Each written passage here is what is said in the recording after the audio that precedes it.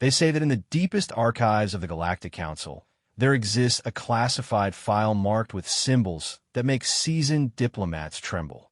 It contains the testimony of Ambassador Zeth Kree, the only surviving witness to humanity's first and last display of what they call total war. For 3 centuries, the galaxy knew humans as traders, explorers, and surprisingly skilled negotiators. They seemed weak, fragile creatures who compensated for their short lives with an almost manic dedication to progress. We pitied them, really.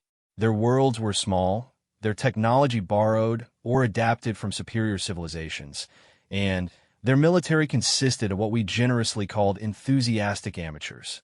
We were wrong about everything. What follows is Ambassador Zeth Kree's complete testimony, declassified only after his death, and the subsequent Terran Accords that fundamentally change how every species in the galaxy conducts warfare. Read it carefully, for it explains why no civilization, no matter how advanced, how powerful, or how ancient, has dared to threaten humanity's borders in over 200 years. Some say the file should have remained buried. Others argue it should be mandatory reading in every military academy across the stars. But everyone agrees on one thing. After reading Zeth Kree's account, you'll understand why the mere mention of human military doctrine in council sessions causes a silence, so profound you can hear the ambient hum of the station's life support systems. The humans have a saying, speak softly and carry a big stick. We thought we understood it. We thought their stick was their impressive industrial capacity or their stubborn diplomatic persistence. We had no idea they were referring to something far more terrifying than any weapon we could imagine. Ambassador Zeth Kree adjusted his ceremonial robes one final time as his transport approached the human space station designated Haven Point. The massive structure rotated slowly against the backdrop of Earth's pale moon, its modular design reflecting humanity's practical approach to construction. Unlike the flowing organic architecture favored by his own people, the Veltar, human stations looked like they had been assembled from giant metal blocks by a child with unlimited resources and a fondness for right angles. Typical humans, muttered his aide, Telmon, as they docked. No sense of aesthetic beauty whatsoever. Zeth Kree remained silent, though privately he agreed. In his 2 centuries of diplomatic service, he had visited stations built by dozens of species. The crystal spires of the Zenthran communion that sang with harmonic frequencies, the living bioships of the Mysel collective that grew rather than being built, even the austere but mathematically perfect constructions of the synthetic Nexus Empire. Each reflected their creators' souls. Human stations just looked functional. The airlock cycled with a mechanical precision that somehow managed to sound aggressive. As the seal broke, Zeth Kree caught his first whiff of recycled human atmosphere. It carried the scent of metal, cleaning solutions, and something else he could never quite identify, something that smelled like determination mixed with caffeine. Ambassador Zeth Kree called a crisp voice as the airlock opened fully. A human female in a dark blue uniform stepped forward, her hair pulled back in what their species called a bun, and her posture radiating the kind of confidence that came from absolute competence. I'm Commander Sarah Chun, Haven Point's diplomatic liaison. Welcome aboard. Zeth Kree inclined his head in the traditional Veltar greeting, his elongated neck allowing for a much more dramatic gesture than most species could manage. Commander Chun, I bring greetings from the Veltar Confederacy and look forward to our discussions regarding the Kepler sector incident. Of course, Chun replied, gesturing for him to follow. Admiral Morrison is waiting in Conference Room 7. I should warn you, he's a bit direct in his communication style. As they walked through the station's corridors, Zeth Kree observed the humans going about their daily routines. They moved with purpose, each individual seemingly focused on specific tasks. What struck him most was their energy. While most advanced civilizations had evolved beyond the need for constant activity, humans appeared to thrive on it. They walked quickly, spoke in rapid bursts, and even their casual conversations seemed to contain multiple layers of meaning. Tell me, Commander, Zeth Kree said as they passed a viewport showing the blue marble of Earth below, what is humanity's official position on the Kepler incident? Chen's expression tightened almost imperceptibly. The Admiral will brief you on our position, Ambassador. What I can tell you is that we take unprovoked attacks on civilian vessels very seriously. As do we all, Zethkri replied diplomatically. The hegemony maintains that the human vessel was operating outside established shipping lanes and failed to respond to standard hailing frequencies. The freighter New Shanghai was carrying medical supplies to the colony on Kepler 442b, Chun said, her voice carrying an edge that Zethkri had learned to recognize in humans, the precursor to what they called losing their temper. The fact that the hegemony's response to an unarmed medical transport was to open fire with plasma cannons tells us everything we need to know about their standard procedures. Conference Room 7 turned out to be a stark, white-walled space dominated by a rectangular table that looked like it had been carved from a single piece of metal. Already seated at its head was a man who could only be Admiral Morrison. He was older than Chun, his hair silver gray, and his face carrying the kind of lines that came from decades of command decisions. When he stood to greet Zethkri, the ambassador was struck by the human's physical presence. Not tall by galactic standards, but somehow occupying more space than his dimensions would suggest.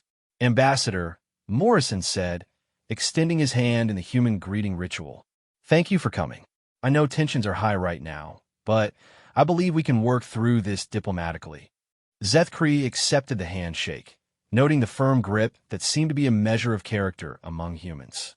Admiral Morrison, I share your hope that we can resolve this matter without further complications.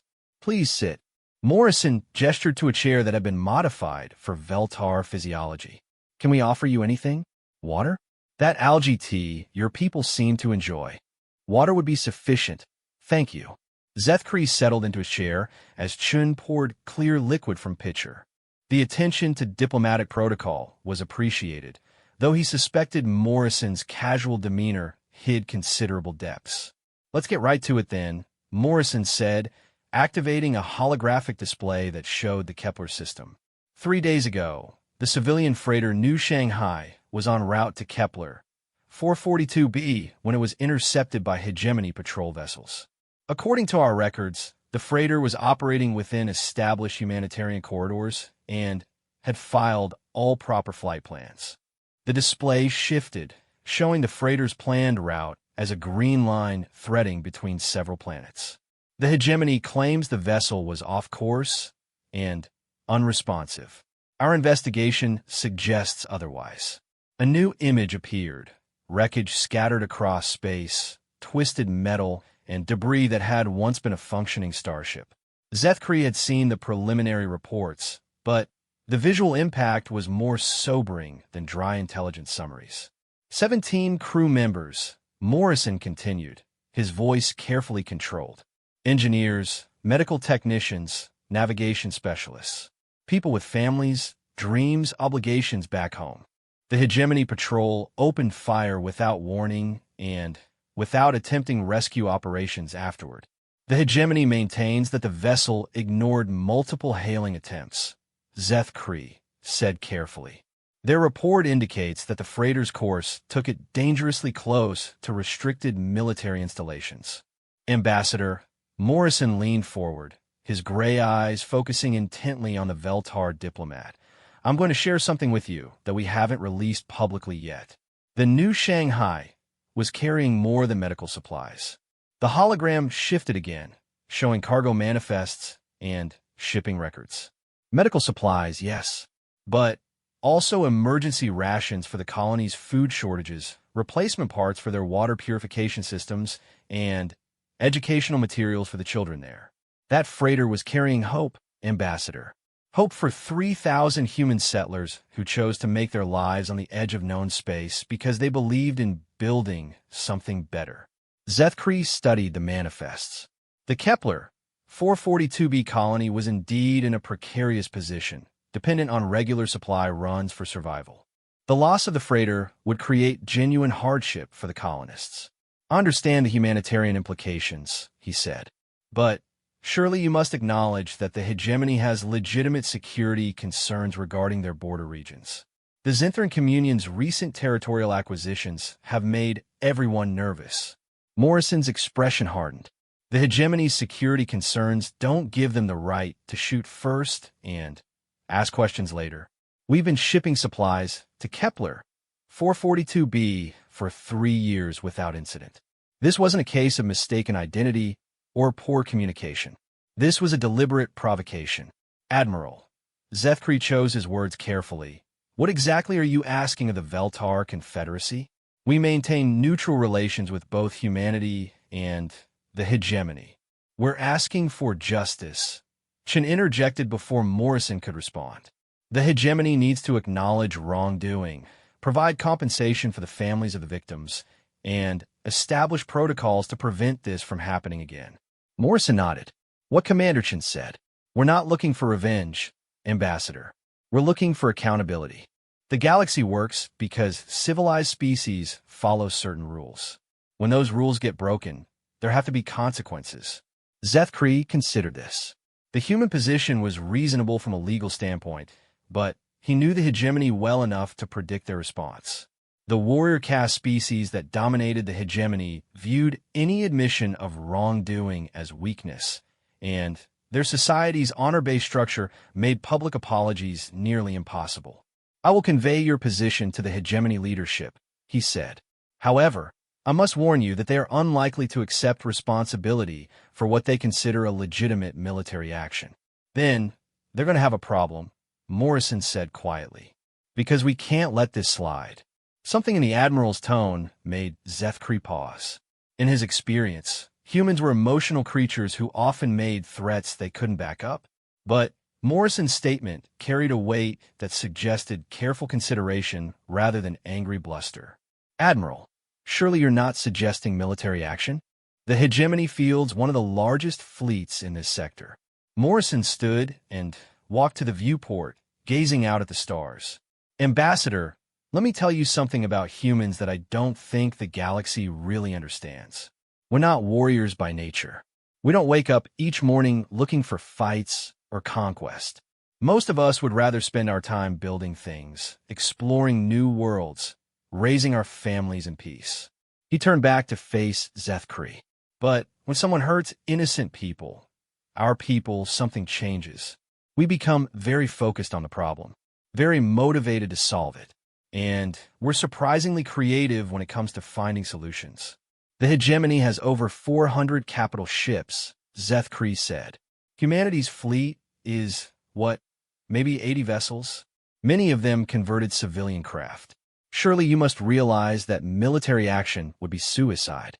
Morrison's smile was not entirely reassuring. Ambassador, have you ever studied human history? I've read the cultural briefings, yes. Then, we have a long tradition of winning fights we shouldn't be able to win.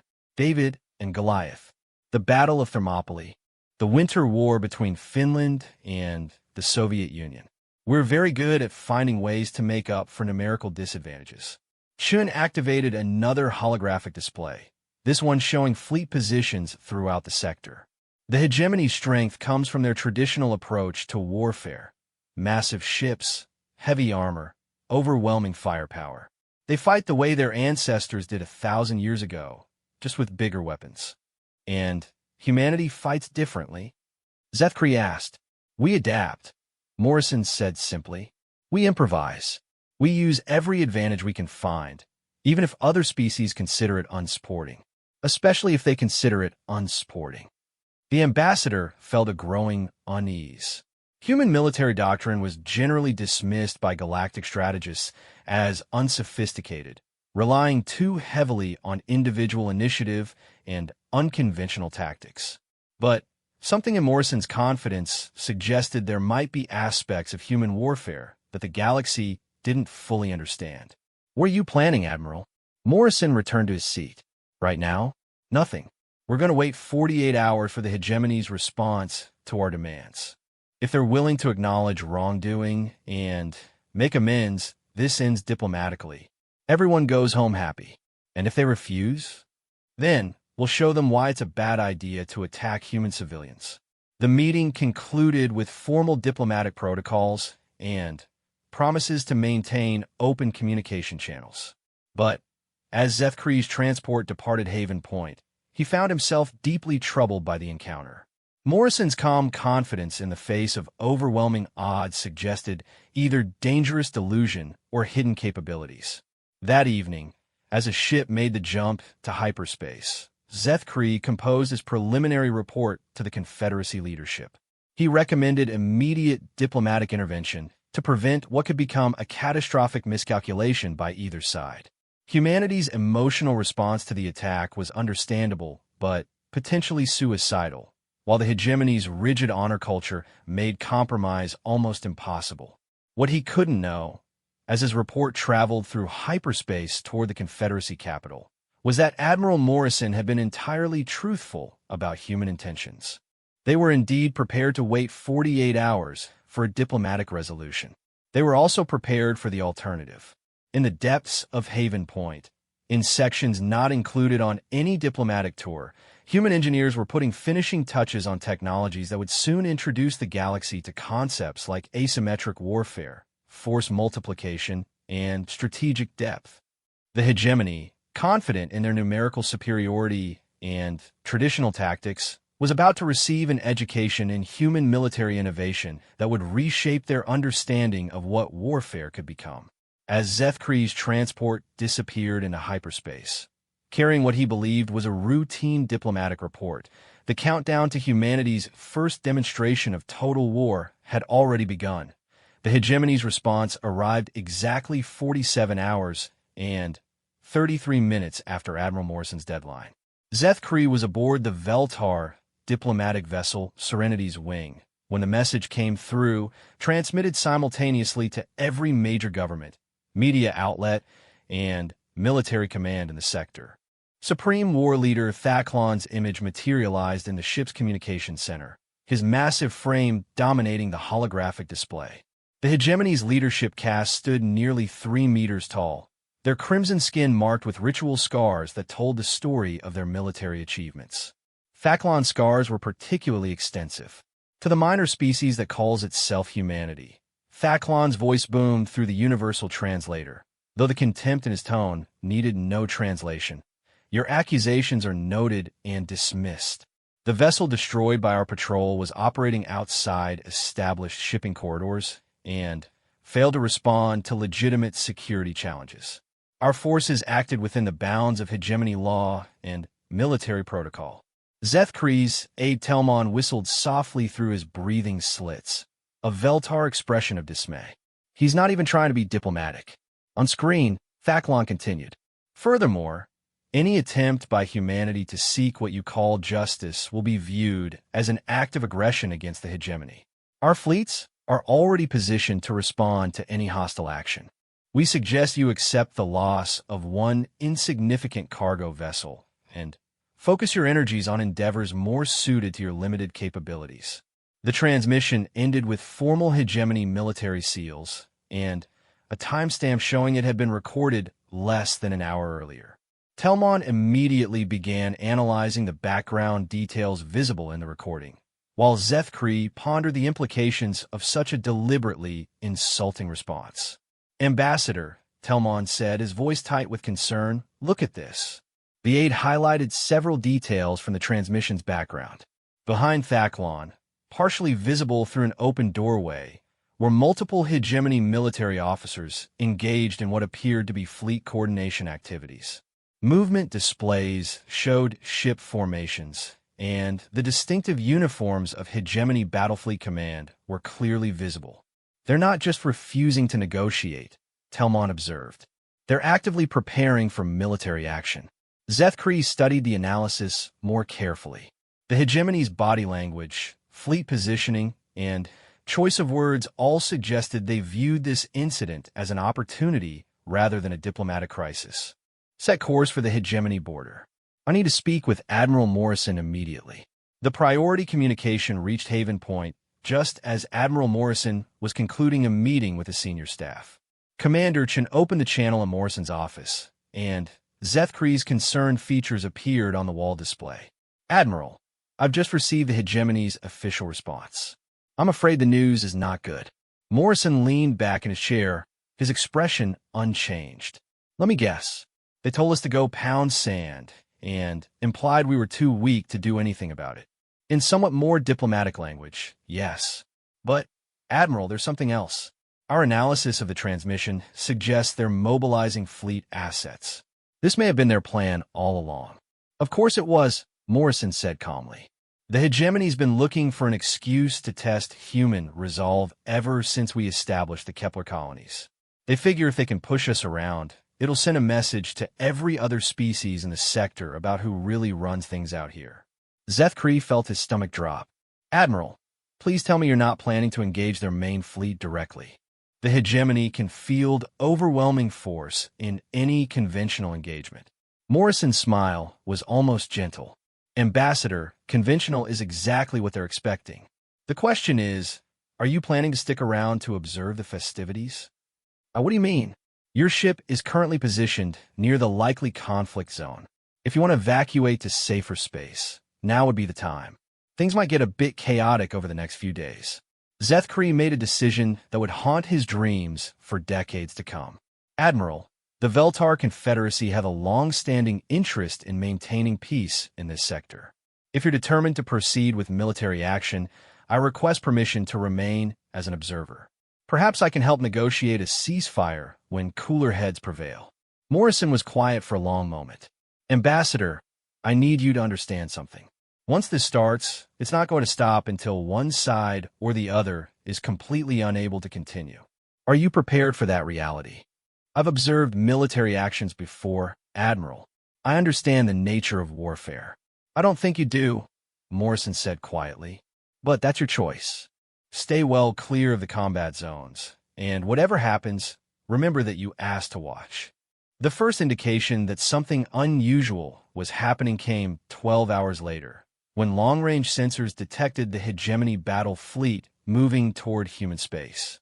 Thaklon was commanding the force personally, 67 capital ships, including 3 of the massive World-Ender-class dreadnoughts that formed the backbone of hegemony naval power.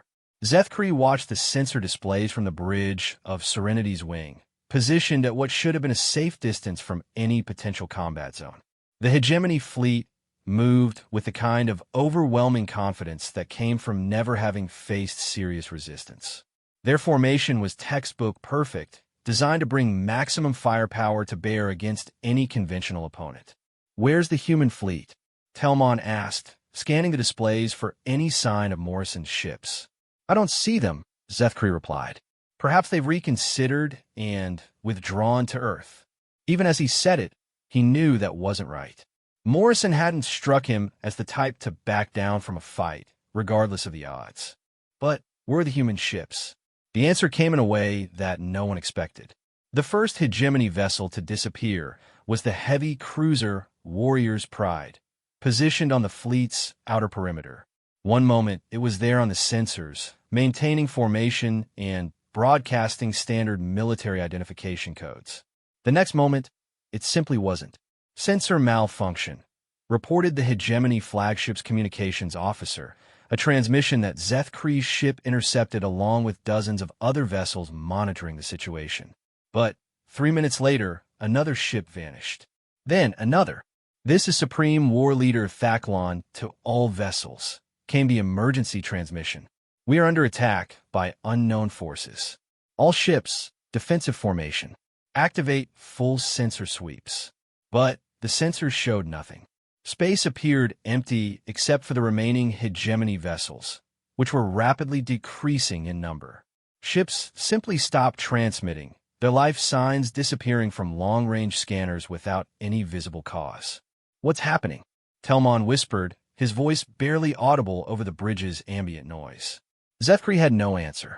In his centuries of diplomatic service, he had never seen anything like this. Military engagements were supposed to involve fleets facing each other, exchanging fire, maneuvering for advantage. This looked like ships simply ceasing to exist. The hegemony fleet began to break formation, individual captains making desperate attempts to identify their attackers. Some ships launched full spreads of sensor probes. Others began firing their weapons randomly into apparently empty space. hoping to hit cloaked enemies. Nothing worked. The disappearances continued. It was Supreme War Leader Thacklon himself who finally figured out what was happening. His flagship's sensors detected the first human vessel just as it launched what appeared to be a small missile toward another hegemony ship. There! Thacklon's voice boomed across all frequencies. Enemy contact, bearing 27 Mark IV. All vessels, concentrate fire. The hegemony response was immediate and devastating. Dozens of plasma cannons and particle beam weapons focused on the area where the human ship had been detected. The combined firepower of an entire battle fleet, enough to crack a planet's crust, lit up space with deadly energy. When the weapon's fire cleared, the human ship was gone. So was another hegemony vessel. Impossible brétait tellement. No ship could survive that kind of firepower. But Zeth-Kree was beginning to understand. The human vessel hadn't tried to survive the attack. It had simply moved somewhere else. And in the process of moving, it had somehow taken a hegemony ship with it. Over the next hour, the pattern became clear. Human ships would appear just long enough to launch what looked like missiles or some kind of projectile weapon at hegemony vessels. The hegemony would respond with overwhelming firepower, destroying nothing but empty space, while their targeted ships simply vanished. The human vessels themselves seemed to be using some kind of technology that allowed them to appear and disappear at will. They would materialize, attack, and then vanish before return fire could reach them. But more disturbing was what happened to the hegemony ships they attacked. Ambassador, Telmon said, his voice shaking, I don't think those human weapons are destroying the hegemony ships. What do you mean? Look at the energy signatures. When a ship is destroyed, there's always debris, radiation, some kind of trace. These ships are just gone, like they never existed. As if to confirm Telmon's analysis, a new transmission began broadcasting on emergency frequencies. It was coming from one of the destroyed hegemony vessels. This is Captain Vorgon of the heavy cruiser Honor's Blade. The voice was strained, desperate. We're trapped in some kind of artificial space. Our engines are non-functional, weapons offline. We can see other hegemony vessels around us, but we cannot reach them. Request immediate assistance. More transmissions followed, all from ships that should have been destroyed. The human weapons weren't annihilating their targets. They were capturing them, transporting them somewhere else entirely. Supreme War Leader Thacklon's response was predictably direct. All vessels, ramming speed, close with the human ships, and destroy them with direct collision. It was a desperate tactic, but one that played to hegemony's strengths. Their ships were massive, heavily armored, built to survive impacts that would destroy smaller vessels. If they could get close enough to the human ships before they vanished again. The first hegemony dreadnought to attempt this maneuver was the Eternal Conquest, one of the World Ender-class ships that represented the pinnacle of hegemony military engineering. 3 kilometers of armored death, bristling with enough weaponry to level continents. It accelerated toward the coordinates where a human ship had last been detected. When a human vessel appeared again, exactly where the hegemony captain had predicted, Eternal Conquest was ready. The massive ship changed course, its momentum carrying it directly toward the smaller human vessel at a significant percentage of light speed. The collision should have been spectacular. The human ship looked tiny compared to the hegemony dreadnought, like a minnow facing a shark. But at the moment of impact, something impossible happened. Both ships vanished. Mother of Stars, Zeth-Kree whispered. The implications were staggering. Human technology had somehow managed to transport one of the hegemony's most powerful warships along with their own vessel. The energy requirements alone should have been impossible, but the evidence was undeniable. What remained of the hegemony fleet was beginning to break apart. Individual captains, faced with an enemy they couldn't see, couldn't hit, and couldn't understand, were making independent decisions about whether to continue the engagement. Some tried to withdraw. Others attempted to spread out to make targeting more difficult. A few continued launching desperate attacks at empty space. None of it mattered. The human ships continued their methodical work, appearing and disappearing like ghosts, each attack removing another hegemony vessel from the battlefield. Within 6 hours of the first disappearance, Supreme War Leader Thacklon found himself commanding a fleet of fewer than 20 ships. That's when the human fleet finally revealed itself. They appeared all at once, dozens of vessels materializing in a perfect sphere around the remaining hegemony forces. But these weren't the same ships that had been conducting hit-and-run attacks. These vessels were different, larger, more heavily armed, and bearing design elements that Zeth Kree had never seen before. Admiral Morrison's voice cut through the chaos on all frequencies. Supreme War Leader Thacklon, this is Admiral Morrison of the Terran Defense Force. I'm offering you one opportunity to surrender your remaining vessels and crew. You have 60 seconds to decide. Thacklon's response was immediate and predictable. We are warriors of the hegemony. We do not surrender to inferior species. The remaining hegemony ships opened fire with everything they had, their combined firepower creating a light show visible from several star systems away. Plasma bolts, particle beams, and kinetic projectiles filled space between the two fleets. Not a single human ship was damaged. The human vessels seemed to be protected by some kind of shielding technology that simply absorbed the incoming fire without effect. Energy weapons splashed harmlessly against invisible barriers, while physical projectiles stopped in space as if hitting solid walls. Morrison's voice returned, calm and professional. Your 60 seconds are up. What happened next will be debated in military academies for centuries. The human ships didn't return fire with conventional weapons. Instead, each vessel projected what looked like a focused beam of nothing. Empty space itself seemed to bend and twist wherever these beams touched. The effect on the hegemony ships was immediate and total. Their hulls began to come apart at the molecular level, not exploding or burning, but simply ceasing to exist. In less than 30 seconds, the pride of the hegemony battle fleet was reduced to scattered atoms floating in space. Only Thacklon's flagship remained, apparently protected by some special consideration. Supreme War Leader Thacklon, Morrison's voice carried across the sudden silence. You are the sole survivor of your fleet. I want you to return to hegemony space and deliver a message to your government. Any future attacks on human civilians or human territory will be met with complete and total response. We don't want war with the hegemony, but we will finish any war that you start. A small human vessel approached the hegemony flagship, its approach vector suggesting it intended to dock or transfer personnel. What were you doing? Thacklon's voice had lost its earlier arrogance. Returning your missing ships and crews, Morrison replied. They're unharmed, though probably pretty confused. Consider it a demonstration of human mercy. Don't mistake it for human weakness. Over the next several hours, Zeth Kree watched in amazement as the human ships began releasing the hegemony vessels they had somehow captured during the battle. Ship after ship materialized in space near Thacklon's flagship, their crews apparently unaware that any significant time had passed. Ambassador Zeth Kree, Morrison's voice came through a direct channel to Serenity's wing. I trust you found today's events educational. Zeth Kree could barely form words.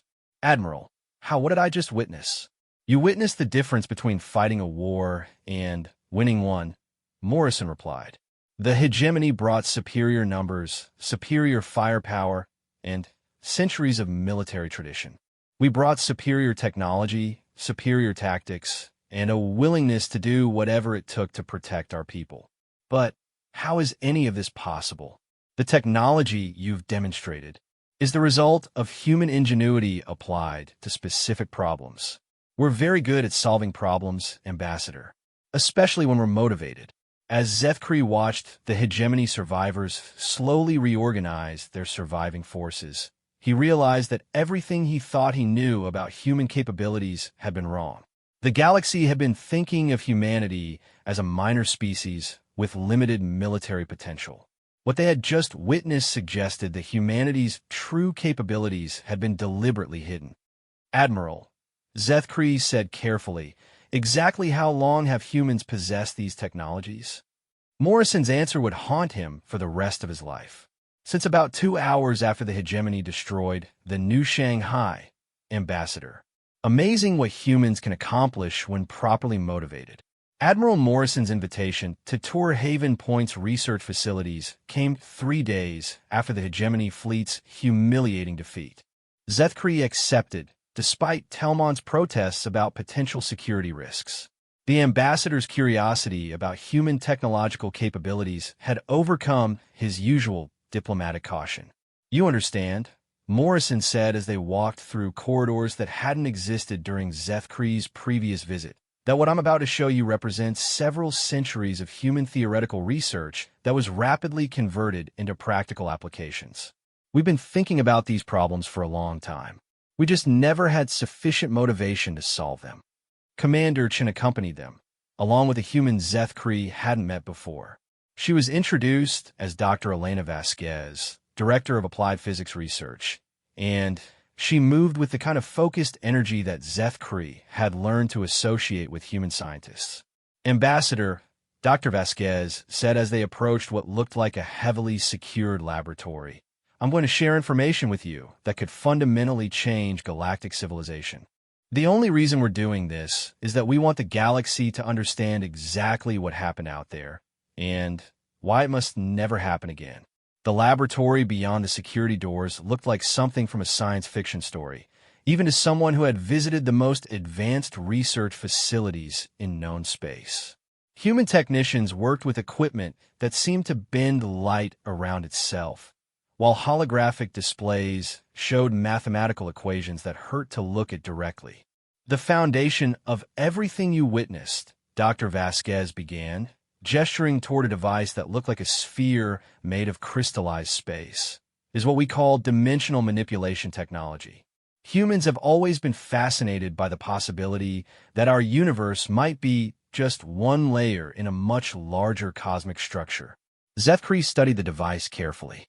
It appeared solid, but somehow gave the impression that it extended in directions his eyes couldn't follow. "Are you saying you found a way to access other dimensions?" "Not just access them," Morrison said.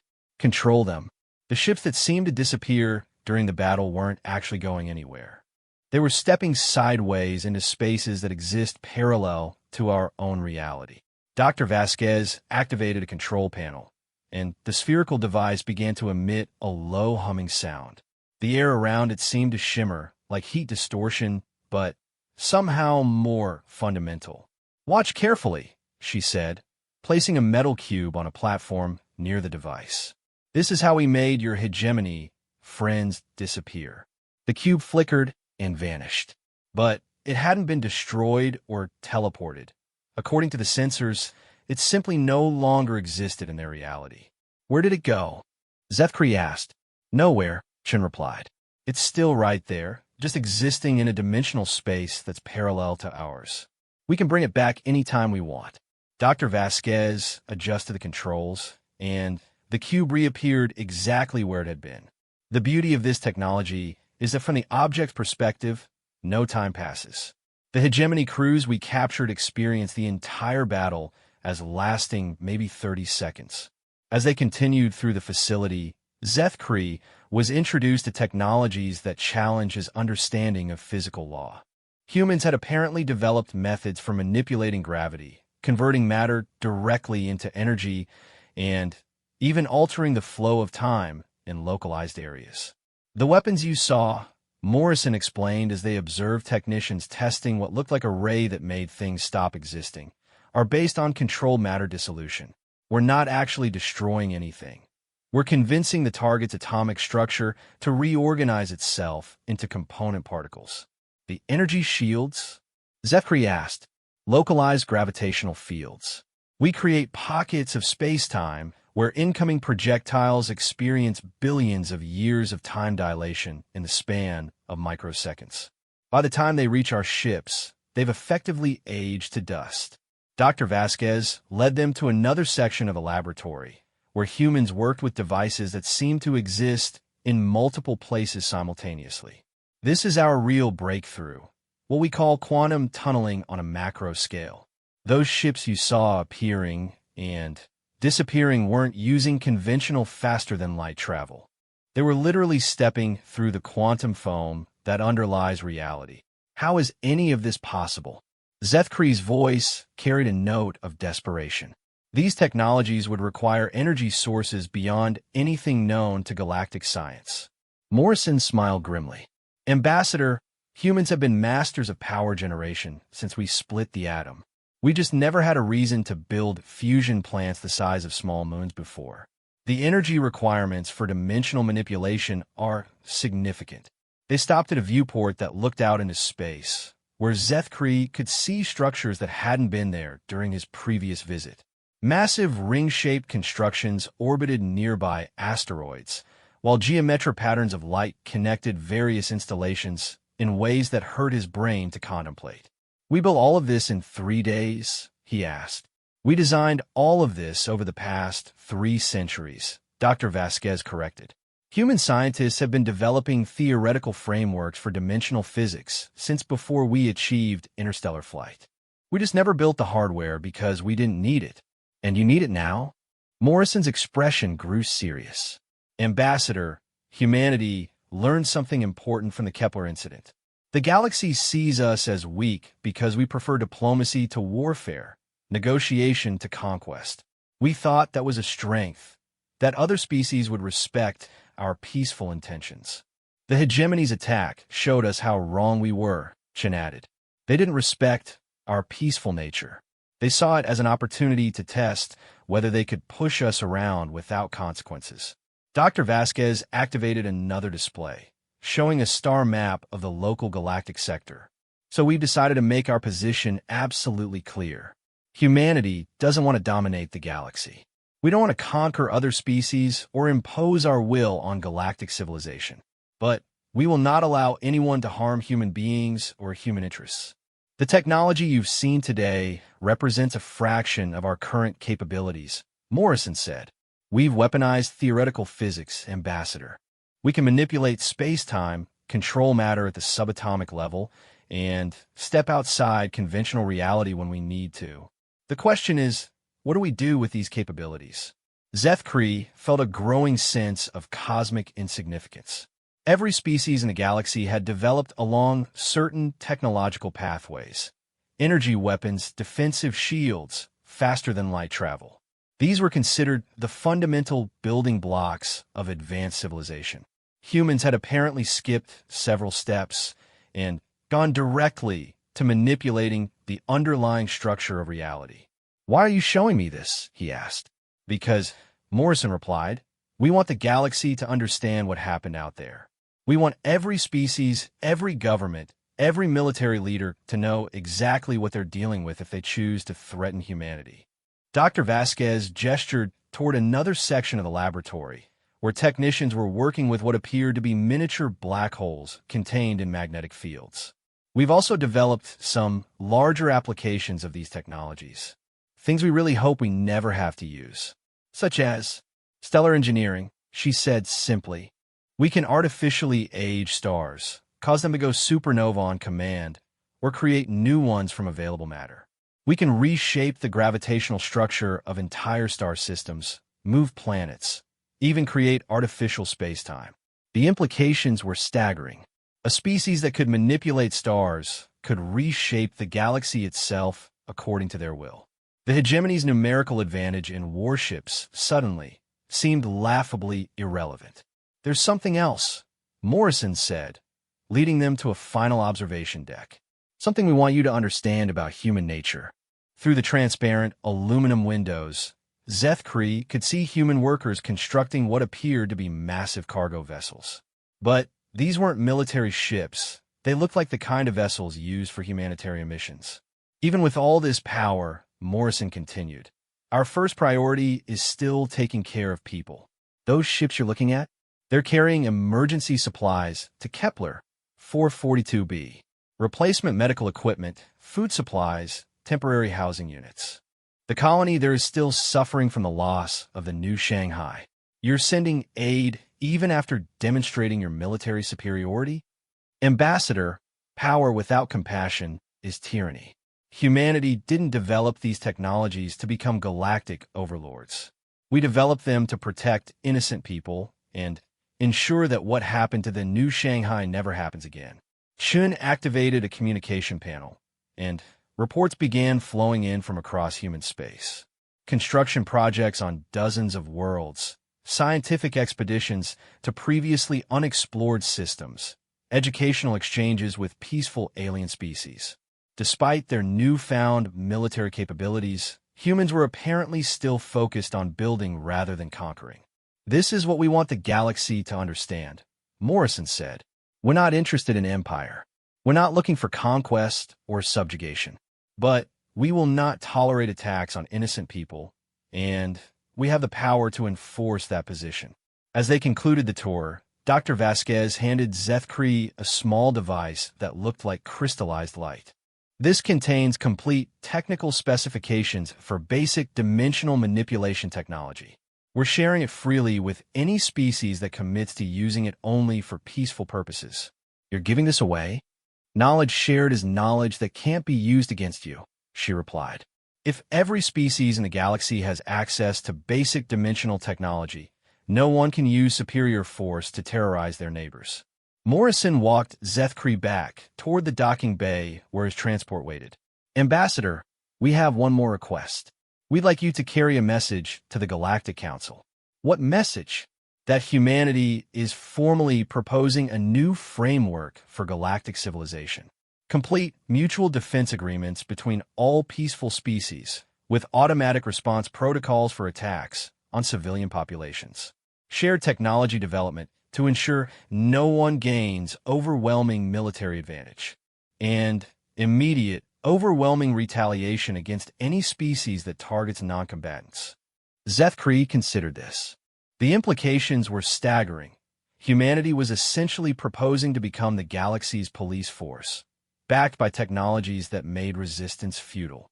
And if species refused to accept this framework, Morrison's smile was gentle but somehow terrifying. Then, they'll discover that humanity has been holding back during today's demonstration. The technologies you've seen represent our basic capabilities. We have others. What others? Let's hope we never need to show you. As Zethkri's transport departed Haven Point, he found himself struggling to process everything he had witnessed. Humanity had apparently progressed from junior member of galactic civilization to potential cosmic superpower in the span of 3 days. But more disturbing was their apparent restraint. They could have easily conquered the entire galaxy, but they were choosing instead to offer protection and share technology. Ambassador, Telmon said as they jumped to hyperspace. What are we going to tell the Confederacy leadership? Zethkri stared out at the stars, wondering if any of them were now subject to human manipulation. We're going to tell them that everything has changed, that humanity isn't the minor species we thought they were, and that the galaxy needs to decide very quickly whether it wants humanity as a friend or an enemy. Do we have a choice? I think, Zethkri said quietly, that's exactly the point they're trying to make. Humanity could force the galaxy to accept their terms, but they're choosing to offer them instead. The question is whether the rest of us are smart enough to accept. The journey back to Veltar space would take several days, giving Zethkri time to compile his report. But he already knew that no amount of careful diplomatic language could adequately convey what he had witnessed. Humanity had revealed itself to be something unprecedented in galactic history, a species with overwhelming power that chose to use it responsibly. The question that would haunt him was whether that restraint would continue if the galaxy was foolish enough to test it further.